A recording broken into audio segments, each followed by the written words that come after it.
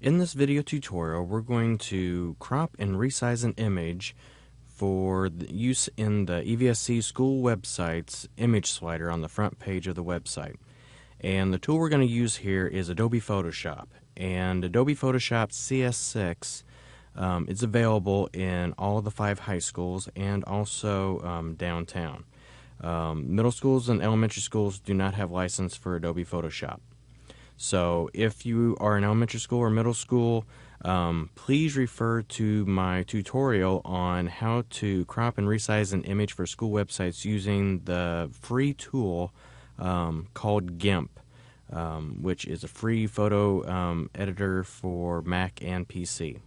Go ahead and have Adobe Photoshop loaded up, and let's go ahead and open up our file that we're going to edit. And I have a file here in a folder in my website images that I'm going to load up. And here it is. And what I'm going to do is first I'm going to crop the image. So I'm going to choose the crop tool, which is here on the toolbar on the left. And I'm going to go up to the toolbar up here at the top where it gives me some settings I can use for cropping. And I'm going to make sure that this drop down is set to ratio. And the ratio I'm going to use is 950 by 470, and this is the ratio we're going to use for the regular school websites. The innovative school models are going to use a different ratio. Alright, so the plus with having or using Adobe Photoshop is it has a couple extra little tools that the GIMP image editor does not have. And one of those options is right here, delete crop pixels. Go ahead and uncheck that option, because what it does, so I'm going to go ahead and demonstrate here. As you notice here, you can always rescale your crop area by putting your cursor on either one of the corners or on the edges. And since I have it locked into a ratio, no matter what edge or side I pull from or push, the box will resize accordingly, staying fixed with that ratio.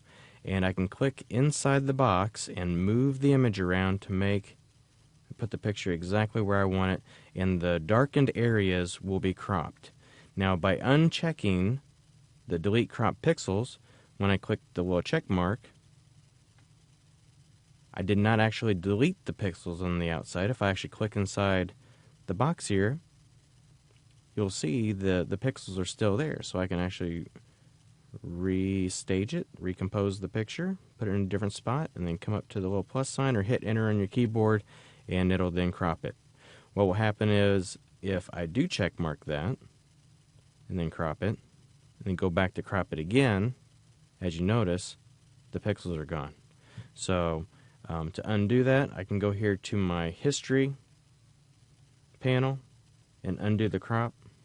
Oops, I need to come up here to the little back sign, and then now I can come back up here and I got my pixels back. So I went ahead and unchecked the box so that way I can go back and undo much later, and it will, the crop pixels that are hidden can be, this whole setup here can be saved, so that way you can come back to it even at a later time. So go ahead and get your image set and cropped. Let's go ahead and save this file now as a Photoshop file. So go up to File, Save As. Make sure that you're in the folder where you want to save the file, which I am. And I'm going to go ahead and save this as a different name. I'm going to save it as Student with Camera. And Save as Type is a Photoshop type. And I'm going to click Save. And Photoshop format options, check mark, maximize compatibility is fine. Generally, I do have this shown every time, so that way it reminds me that I am saving it as a Photoshop file, because the dialog box for JPEG is different, or any other file format, so it kind of reminds me, yes, I did save it as a Photoshop. I'm going to click OK. And now I'm going to go ahead and save it and get it ready for the web. To save it for web, go to File, Save for Web. Don't do Save As. Save As gives you a bunch of file options, but the options don't let you optimize it for a website.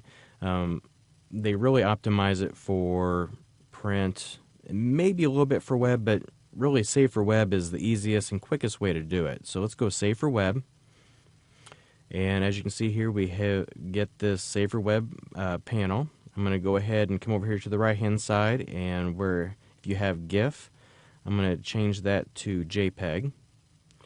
And I'm going to go ahead and make my box a little bit bigger here so I can see.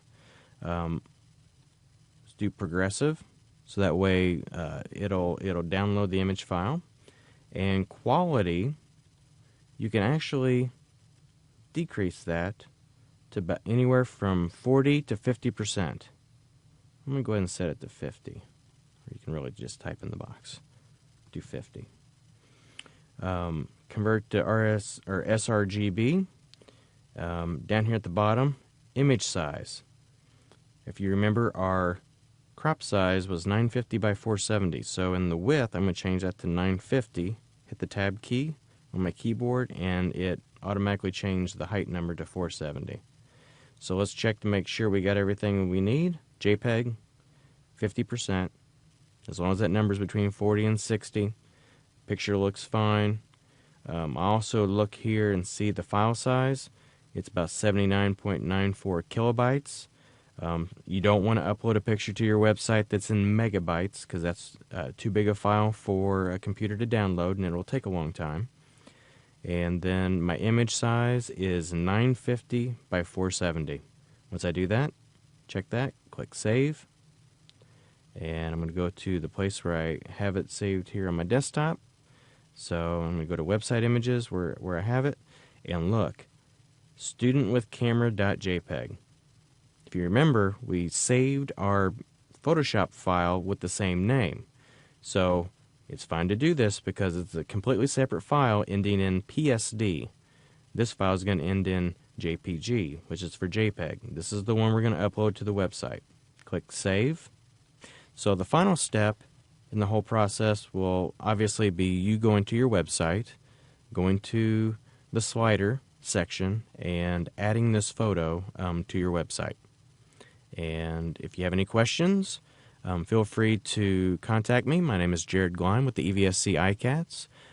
Check out this and other video tutorials on our YouTube channel, and also check out our website at evscicats.com. Thanks for watching.